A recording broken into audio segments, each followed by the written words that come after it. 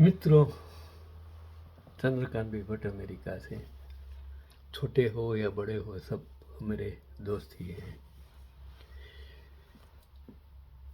जब से पढ़ने का, लिखने का, समझने का शौक शुरू हुआ, जब सोशल मीडिया आया, तब से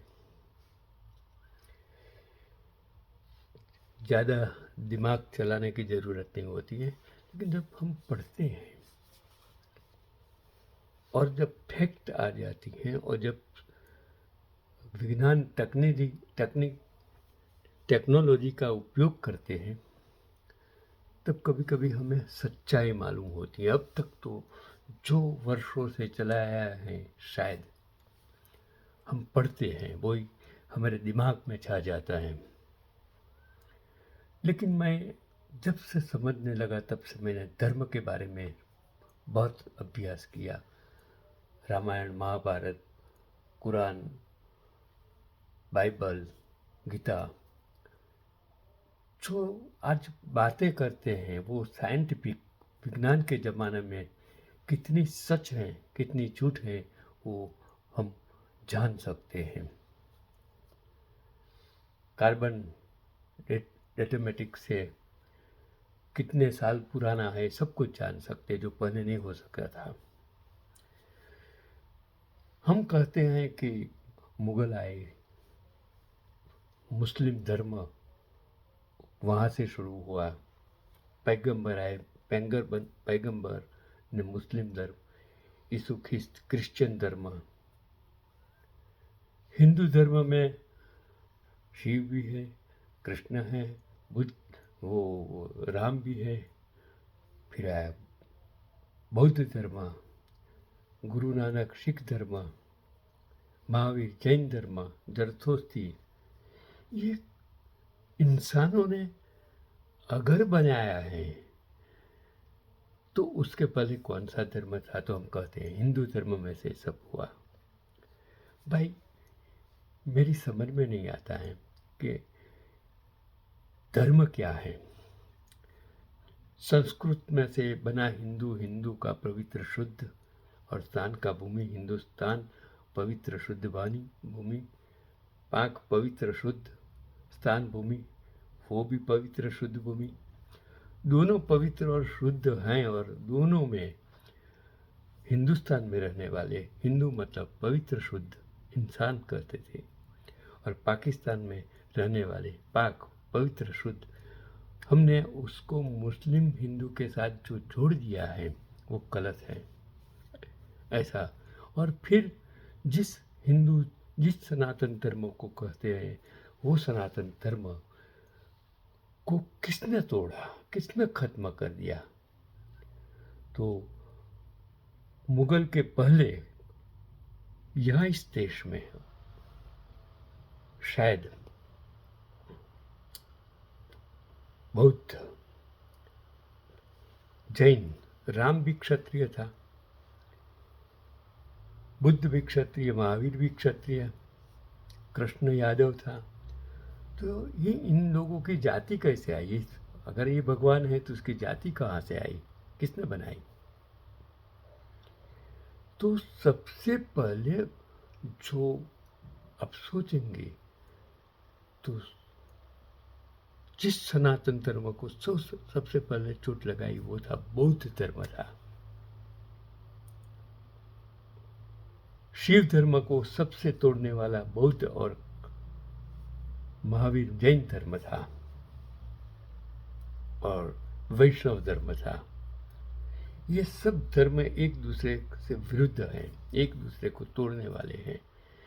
वो भी धार्मिक पॉलिटिक्स हैं, ऐसा मेरा 100% मानना है। ये धार्मिक पोलराइजेशन से, और इसी वजह से तो उस जगह आप देखेंगे कि हिंदू मंदिर और बौद्ध, कितने सारे हिंदू मंदिर वो बौद्ध धर्म की वजह से आज पूरे विश्व में बौद्ध धर्म के, बुद्ध के, ये है अजंता एलोरा देखो, अफगानिस्तान में देखो, तो तालिबानों ने सब कुछ तोड़ दिया था, सभी को पता है। चाइना में बौद्ध धर्म चला गया, नेपाल में सॉरी वो तिब्बत में वो फिर सिलोन में। तो ये बौद्ध धर्म ने सनातन धर्म को ख़त्म कर दिया था, नहीं मुसलमानों ने। और इसी वजह से शंकराचार्य ने समझा कि ये जो सनातन धर्म है उसको ख़त्म करने वाला बौद्ध धर्म है, इसीलिए उसने 4 मठ की स्थापना की। ऐसा मैंने पढ़ा, अभ्यास किया, और उसी सिद्धांत के द्वारा मैंने एक आर्टिकल्स पढ़ा, शायद गलत, आप पोलराइज मत कीजिए मेरे अनुमान को, मेरी भाषा को, मेरे शब्दों को, मेरी पढ़ाई को। मैं सिर्फ आपके ज्ञान के लिए ये समझाना चाहता हूँ कि जो मैंने आर्टिकल्स पढ़ा जिसमें मैं दंग रह गया कि बौद्ध स्तूप को बाबरी मस्जिद समझकर गिरा दिया गया था।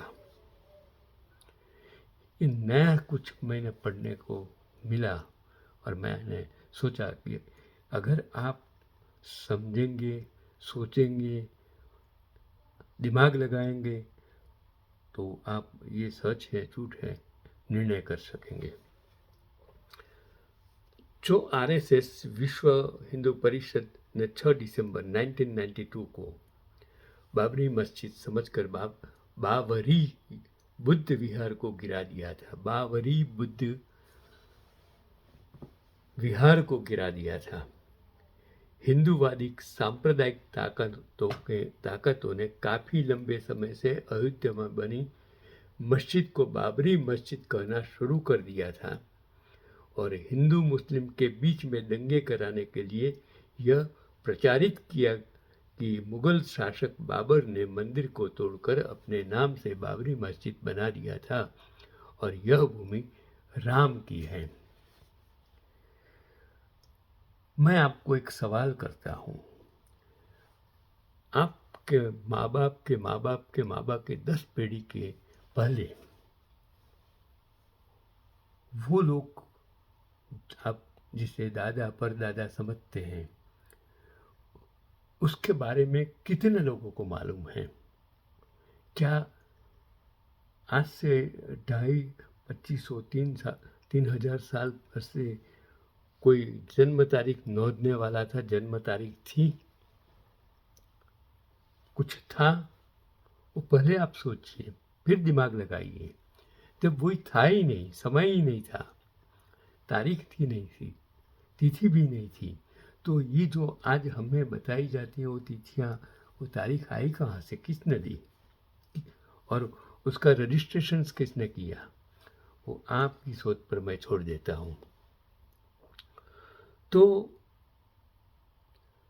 मैंने कहा ना कि जो हिंदूवादी सांप्रदायिक ताकतों ने काफ़ी लंबे समय से अयोध्या में बनी मस्जिद को बाबरी मस्जिद कहना शुरू कर दिया था, और हिंदू मुस्लिम के बीच में दंगे करने के लिए प्रचारित किया कि मुगल शासक बाबर ने मंदिर को तोड़कर अपने नाम से बाबरी मस्जिद बना दिया था, यह भूमि राम की है। मैं डिबेट में देखता हूँ, सुनता हूँ कि ज़्यादातर मुस्लिम कहते हैं कि हमारी जो मस्जिदें हैं वो कभी व्यक्ति के नाम की हो ही नहीं सकती, ऐसा उसके धर्म में लिखा है।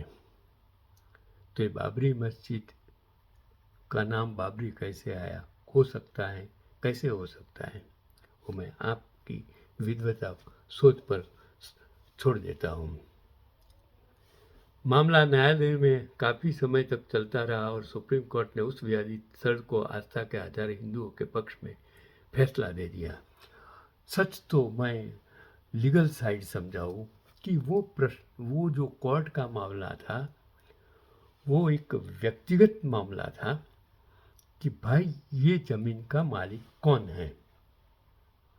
उसमें न तो राम जन्म की बात थी, स्थल की बात थी, कुछ की बात, ये ज़मीन किसकी है, मालिकाना हक किसका है, ज़मीन से जुड़ा मामला था, उसके राम के जन्म के साथ जुड़ा मामला था ही नहीं। लेकिन शायद मुझे डर लगता है कि लोगों ने ये इतना मिसगाइड करके जो चुकादा दिया है उसमें सिर्फ ज़मीन के बारे में चुकादा दिया है। उसमें ये कि कहीं भी शायद नहीं कहा है कि यहाँ राम जन्मे थे। लोग कहते हैं कि राम के अस्तित्व को चैलेंज दी। भाई अस्तित्व की बात ही नहीं है, ये ज़मीन की बात है, जगह की बात की जगह। चलो आगे चलते हैं। जिस गोलाकार गुंबद को बाबरी मस्जिद कहा गया, इस तरह के गोलाकार गुंबद बौद्ध विहार और बौद्ध स्तूपों के बनाए जाते थे। इस्लाम में जो भी मस्जिद बनती है वह अल्लाह के नाम पर बनती है, किसी व्यक्ति के नाम पर नहीं बनती। यदि ऐसा होता तो दिल्ली में शाहजहां द्वारा बनाई गई मस्जिद का नाम शाहजहां मस्जिद होता, जामा मस्जिद नहीं होता। बाबर की प्रसिद्ध पुस्तक बाबरनामा में भी इस बात का जिक्र नहीं मिलता कि उन्होंने मंदिर को तोड़कर मस्जिद बनाया था। बाबर के समय 15वीं शताब्दी में संस्कृत में लिखी गई वाल्मीकि रामायण और 16वीं शताब्दी में अकबर के समय तुलसीदास द्वारा लिखी गई रामचरितमानस में कहीं जिक्र नहीं मिलता कि बाबर ने मंदिर को तोड़कर मस्जिद बनवाया था। अब सवाल यह है कि यदि बाबर ने मस्जिद नहीं बनवाया तो उसका नाम बाबरी मस्जिद क्यों पड़ा? यह जानने के लिए हमको ईसा पूर्व 400 में जाना पड़ेगा। कौशल के बुद्धिस्ट राजा प्रसेनजीत ने साकेत अयोध्या को अपनी राजधानी बनाया था। उनका राजपुरोहित बावरी, जो किसी बौद्ध धर्म के प्रवजित होकर साकेत में एक बौद्ध विहार में आकर रहने लगा था। बावरी की मृत्यु के बाद राजा ने उसकी याद में उसके नाम पर बावरी बौद्ध विहार बनवाया था और मुगल काल में एक मस्जिद बनाई गई जो बावरी बौद्ध विहार के पास बनी होने के कारण उसका नाम बावरी मस्जिद पड़ गया। यहाँ तक सिर्फ उच्चारण का अंतर है, बावरी और बावरी, ब प्लस व। साकेत अयोध्या के बौद्ध स्थल होने के काफ़ी प्रमाण मिल चुके हैं। 4वीं शताब्दी में भारत और बौद्ध चीनी यात्री बाह्यान ने अपने यात्रा विवरण में भी लिखा है कि साकेत अयोध्या में उस समय 100 बुद्ध विहार थे, जिनमें 3000 बौद्ध भिक्षु रहा करते थे। उन्हें बौद्ध विहारों में एक बावरी बौद्ध विहार भी रहा होगा। ये जो जागो मूल निवगसी जागो मॉडल बुद्ध, ऐसा कुछ लिखा था सम्राट अशोक महान, उसमें से ये आर्टिकल्स लिया गया था जो मैंने पढ़ा। मैंने सोचा कि आप समझे, विचारिए कि धर्म के नाम, धर्म की आड़ में राजकारण और धर्म ने देश और दुनिया और लोकशाही को, लोगों को कितना गुमराह कर दिया है, और उसमें से बाहर आने का काम आपका है, मेरा नहीं। मैंने तो जो पढ़ा मैंने आप तक पहुंचाने की मेरी कोशिश है। आप समझेंगे नहीं समझेंगे वो आप पर छोड़ देता हूँ, क्षमा करना। मैं तो जो जावेद अख्तर कहता है वो सच है, आप समझे या ना समझे वो आपका विषय है।